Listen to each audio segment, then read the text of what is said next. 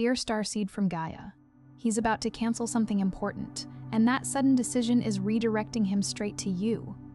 I am Ophelia, emissary of the Galactic Federation of Light, and the reunion guides are speaking through me now because divine timing is moving faster than you realize. By the end of this transmission, you'll understand exactly how to recognize your divine counterpart and remain aligned as this unexpected shift unfolds. But here's the first revelation. What appears to be his withdrawal from a plan, commitment, or familiar path is actually creating the opening for your sacred connection. Your twin flame journey led you here because his next move is not random. It is being guided toward the meeting your heart has already sensed. This isn't content. It's a transmission. Something in your soul is ready to remember. This isn't just a message. It's a moment of divine intervention. Your soul has been waiting for this guidance. Comment 1111 if you feel your heart awakening to divine truth. And like this transmission to affirm to the universe, my heart is ready for divine love.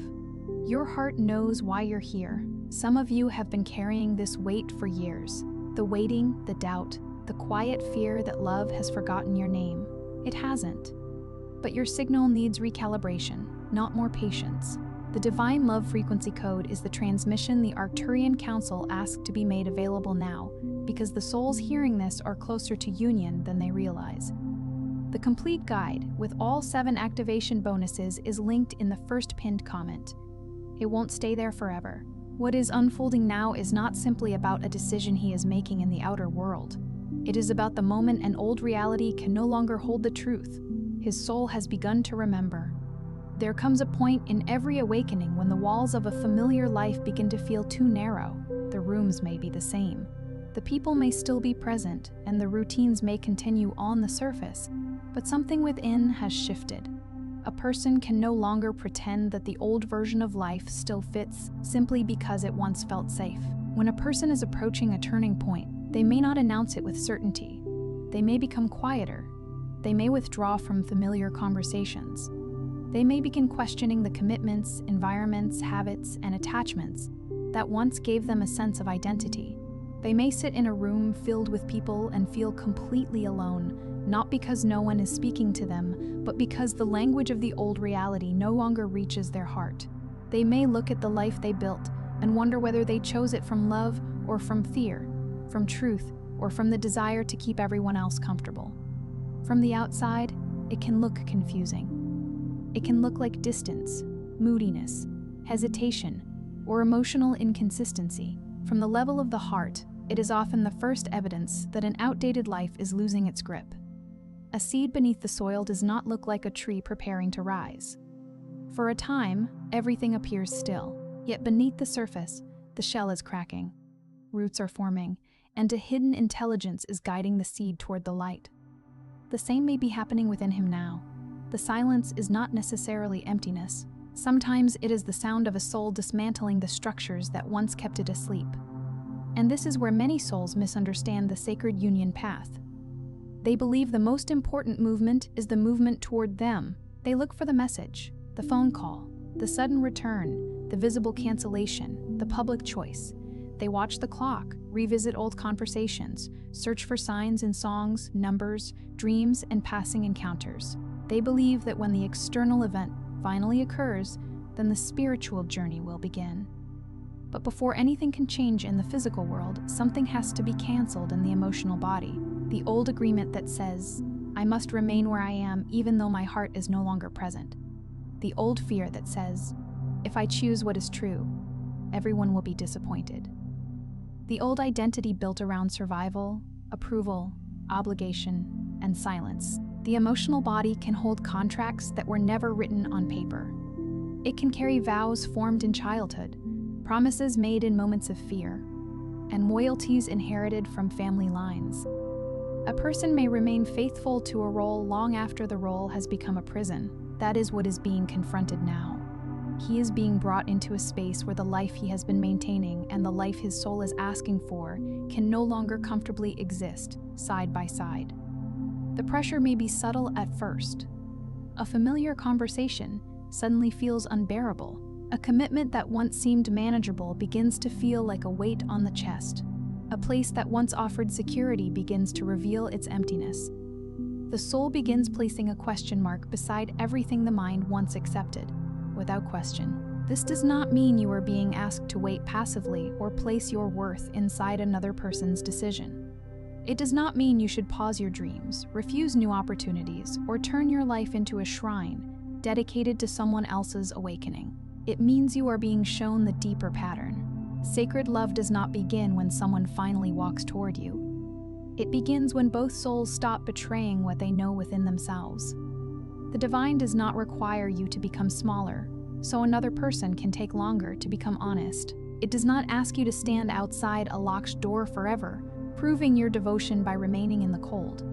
There is a difference between holding loving space and abandoning your own life. There is a difference between trusting a connection and surrendering your discernment. True faith has roots. It can bend in the wind without allowing itself to be uprooted.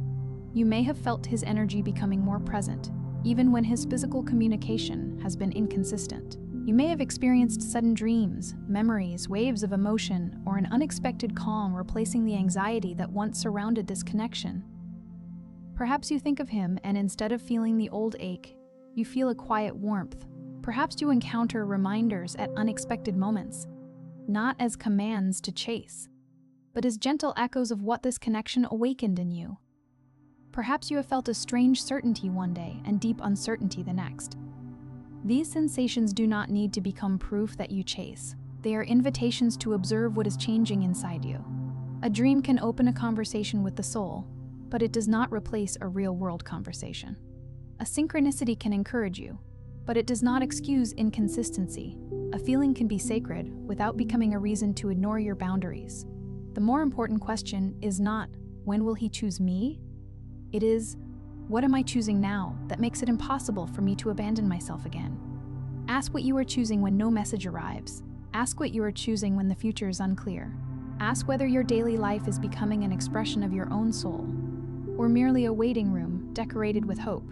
Every time you choose rest instead of obsessive checking, truth instead of fantasy, and self-respect instead of emotional pursuit, you alter the frequency of the entire connection. You are no longer relating to love as something that must be captured. You are relating to it as something that must be honored. The first sacred opening is the restoration of your worth. Somewhere along the way, you may have learned to measure love by how much someone is willing to sacrifice, explain, risk, or offer in your direction.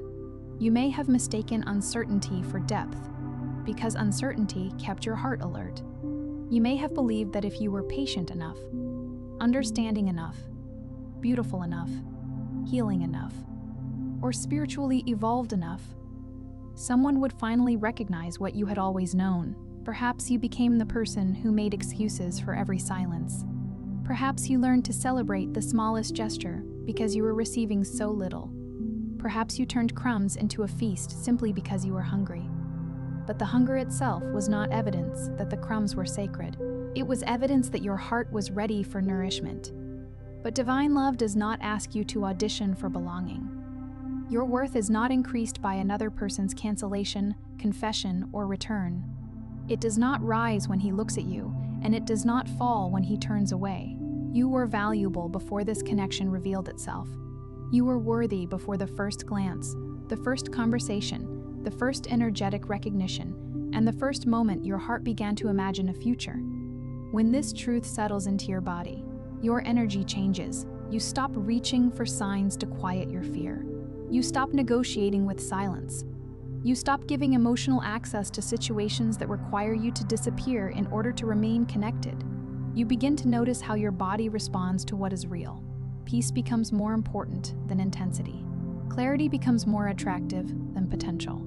You no longer call anxiety chemistry simply because it makes your heart race. And paradoxically, this is often when the connection begins to reflect more clearly, because you are no longer broadcasting desperation. You are broadcasting self-respect. You are no longer saying, "I will accept any form of contact as long as it keeps the possibility alive." You are saying, "I am open to love, but I am not available for confusion to become my permanent home." This is not closing your heart. It is placing a sacred gate around it. The second opening is the recognition that your counterpart is not here to complete the parts of you that you refuse to hold.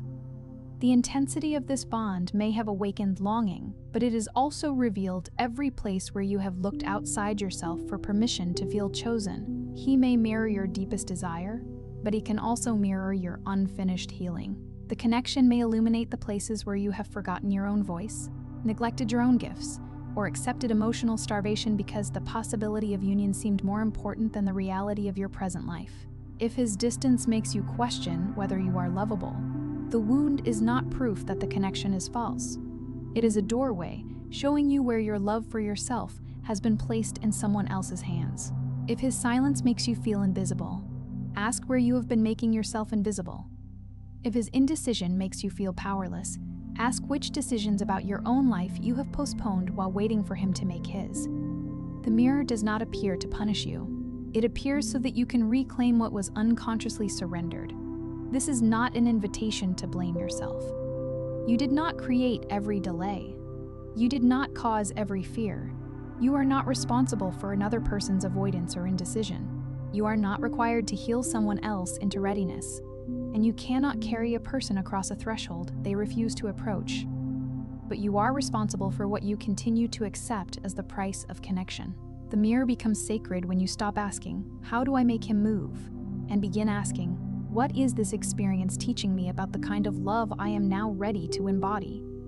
It may be teaching you to speak sooner, leave sooner, trust your body, or stop confusing potential with partnership. It may be teaching you that compassion does not require access without accountability. It may be teaching you that you can understand someone's wounds without volunteering to be wounded by them. The third opening is the release of old contracts. There are relationships, promises, patterns, and emotional roles that may have been carried far beyond their natural ending. Some souls stay bound to what is familiar because they confuse history with destiny. Some remain in arrangements that have already emptied because they fear the consequences of telling the truth. Others continue to hold energetic space for people who have not met them with the same clarity. An old contract can be as simple as believing you must always be the understanding one. It can look like rescuing someone from the results of their choices. It can sound like, "I will wait without asking for anything," or "I will accept less because I know what they are going through." It may be the belief that love means never having needs, never expressing disappointment, or never allowing another person to experience the consequences of neglecting you. These patterns may once have helped you survive love, but they cannot carry you into sacred union. The heart is being prepared to release every agreement that requires self-abandonment. You are allowed to end the contract of being endlessly available. You are allowed to stop translating another person's pain into a reason to tolerate your own. You are allowed to say, with gentleness and firmness, "I understand your struggle, but I will not build my home inside it." When he cancels what is no longer aligned, it may be a plan, a commitment, an arrangement, or a role he has outgrown. But the deeper cancellation is the dissolution of an identity built on postponing truth. And you are being asked to participate in that same release within yourself. Cancel the promise to remain emotionally available to confusion. Cancel the habit of translating inconsistency into hidden devotion. Cancel the belief that your love must be proven through endurance. There is a sacred kind of ending that does not come with anger. It comes with a quiet recognition that the lesson has been received. You do not have to hate what you are releasing. You do not have to deny that it mattered. You can bless the chapter and still close the book. You can honor what the connection awakened without continuing to live inside the circumstances that wounded you. The fourth opening is surrendering the need to control the timing. This is one of the most difficult passages because the heart can sense movement before the mind has evidence. You may feel that something is close, yet nothing appears to be changing. You may receive a sign and then encounter silence. You may feel connected one night and uncertain the next. This fluctuation does not mean you are failing. It means your emotional body is learning to remain anchored while life rearranges itself. The mind wants a date, a sequence, and a guarantee. It wants to know what will happen, when it will happen, and how it will protect you from disappointment. But the soul often moves through corridors the mind cannot map. Like the moon guiding tides from a distance, unseen forces may be shifting beneath the visible surface. You do not need to command the ocean in order to trust that it is moving. Sacred timing is not the same as indefinite waiting. Surrender does not mean putting your life on hold. It means releasing the demand that transformation arrive in the exact form your fear can recognize. You continue living. You continue creating. You continue meeting people, honoring your boundaries, caring for your body, and making choices that bring peace into your daily life. You allow love to find you in motion, rather than building an altar to absence. If a new opportunity appears, you do not reject it to prove loyalty to an invisible future. If joy enters your life, you do not apologize for receiving it. If someone kind and emotionally present crosses your path, you do not automatically assume that accepting goodness means betraying a soul connection. What belongs to you will not require you to become disloyal to your own expansion. The universe is not threatened by your happiness. The fifth opening is magnetic embodiment.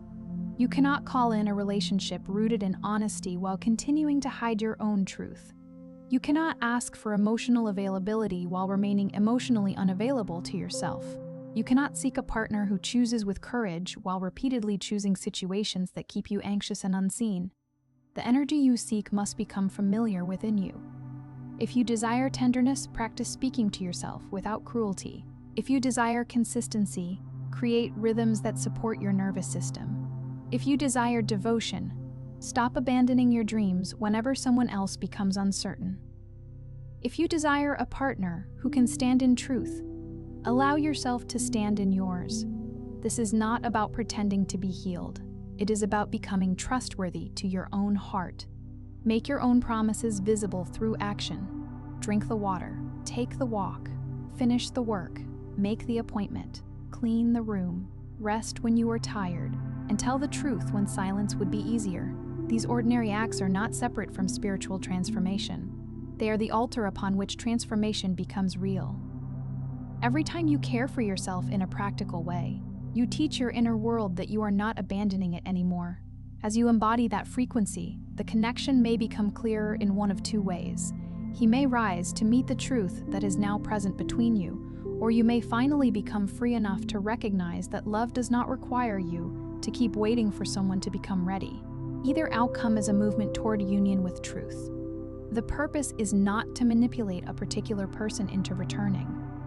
The purpose is to become so aligned with your own soul that what enters your life must meet you there. The sixth opening is understanding the wisdom of separation. Distance can feel like rejection when the heart has not yet learned how to feel connected without clinging. But sometimes, space reveals what closeness concealed.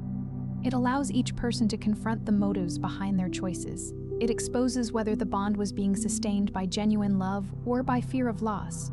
It creates the quiet in which a person can hear the truth they kept drowning out with routine. There are lessons that cannot be learned while two people are constantly soothing one another's discomfort.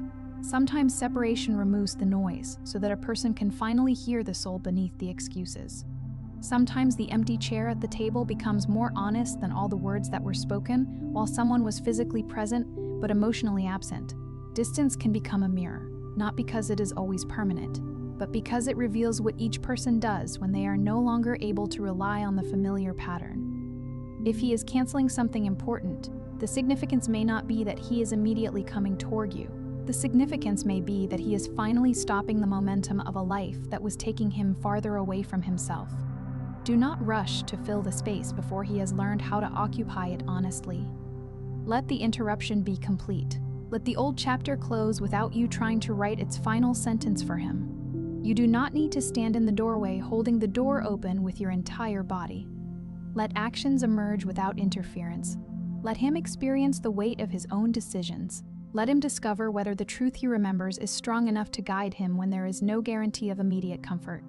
Love that is real can survive a pause, but it cannot be built on one person doing all the emotional labor.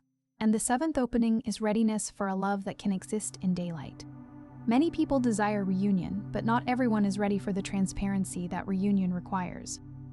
A hidden connection can survive on imagination, longing, and occasional contact. A sacred partnership requires communication, accountability, presence, and the courage to make choices that can be lived openly. Love in daylight is not only romance. It is the ability to be seen in ordinary moments, during difficult conversations, in the presence of responsibilities, and in the places where fantasy cannot protect either person. It is showing up when there is no dramatic sign to inspire you. It is keeping a promise after the emotional high has passed. It is allowing the relationship to become human instead of demanding that it remain mystical so that its gaps can be overlooked. Ask yourself whether you are prepared not only to receive his return, but to meet the person he becomes after making difficult decisions. Are you ready to speak about what hurt, without using pain as a weapon? Are you ready to let trust be rebuilt through actions rather than promises? Are you ready to stop romanticizing the past and create something new? Are you ready to recognize that an apology is a doorway, not the entire journey? The final lock does not open because another person arrives. It opens because you have become unwilling to accept a version of love that cannot be lived with integrity. You no longer want stolen moments that leave you empty, promises that disappear under pressure, or affection that exists only when no one is asking for clarity. You want a love that can breathe, a love that can make plans, a love that can speak its name without fear. This is why your recent emotions may feel so powerful. You are not merely waiting for an event. You are standing at the edge of an identity shift. The version of you who once needed his decision in order to feel secure is dissolving. The version of you who can love deeply without abandoning discernment is becoming stronger. The version of you who once called uncertainty a spiritual test is beginning to recognize peace as a spiritual signal. You may notice that old triggers no longer control you in the same way. A delayed reply may still touch a tender place, but it no longer determines your entire day. A memory may arise without pulling you backward. You may feel grief for what was lost and gratitude for what was learned at the same time. This is maturity of the heart. Healing does not always feel like constant happiness. Sometimes it feels like having enough inner space for sorrow to pass through without becoming your identity. There may still be moments when doubt rises. Let it rise without giving it the authority to direct your life. You can miss someone and still choose yourself. You can sense a bond and still maintain boundaries. You can believe in divine timing and still require human accountability. Spiritual understanding does not ask you to ignore reality. It teaches you to meet reality with a heart that is open, awake, and no longer willing to confuse suffering with devotion.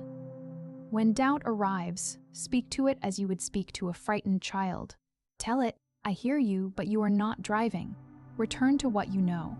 Look at actions. Feel the condition of your body. Ask whether the choice in front of you expands your dignity or diminishes it. The answer may not always be dramatic, but it will often be clear in the quiet place beneath the noise. Here is the deeper transmission your heart has been waiting to receive. You were never meant to be chosen as a reward for how long you endured. You were never meant to compete with a life that could not hold you. You were never meant to shrink your truth so another person could remain comfortable inside their confusion.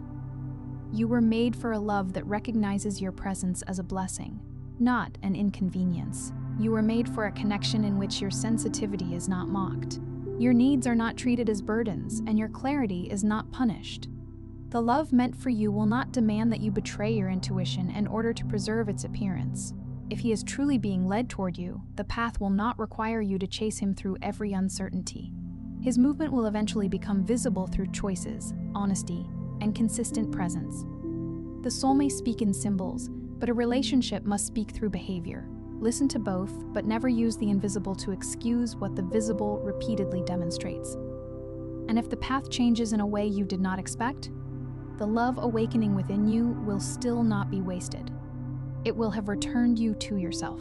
It will have taught you to recognize the difference between a soul connection and a self-abandoning attachment. It will have prepared you for a love that does not ask you to keep proving that you deserve to stay. No sincere healing is wasted. Every tear has washed something from your vision. Every unanswered question has invited you to become your own answer. Every moment when you chose not to chase has strengthened the part of you that knows love cannot be forced into existence. The sacred meaning of this journey is not measured only by whether one person returns. It is measured by whether you return to the truth of who you are. Place your hand over your heart tonight, not to summon anyone, but to return to the one who has been with you through every unanswered question. Breathe slowly and say, I release the need to force what is sacred. I choose love that chooses me clearly. I trust what is leaving, what is transforming, and what is being guided toward me. Let those words move beyond your mind. Let them enter the part of you that has been waiting for permission to rest. As you breathe, imagine the old tension flowing out of your shoulders. Imagine the invisible cords of fear loosening from your chest. You do not need to cut love away. You only need to release the grasping, the monitoring, and the attempt to control another soul's process. What is truly aligned will not be destroyed by your peace. What is not aligned will not be rescued by your anxiety. You are not behind. You are not forgotten. You are not being punished by the delay.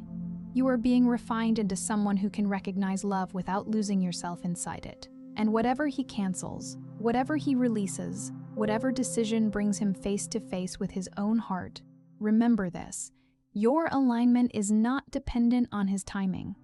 The doorway opens first within you. Before you scroll, take a moment to be part of what's forming here. Drop one intention in the comments, something real from your heart journey. Then respond to someone else's with encouragement or love. This isn't content, it's collective healing. Love multiplies when hearts connect. If something in this message resonated, don't keep it to yourself. Someone in your life is waiting for this exact activation. Share it. And if you felt a soul nudge, subscribe. Stay in the flow of divine love guidance. You're not just watching, you're healing. This is your sacred space, and we're just getting started.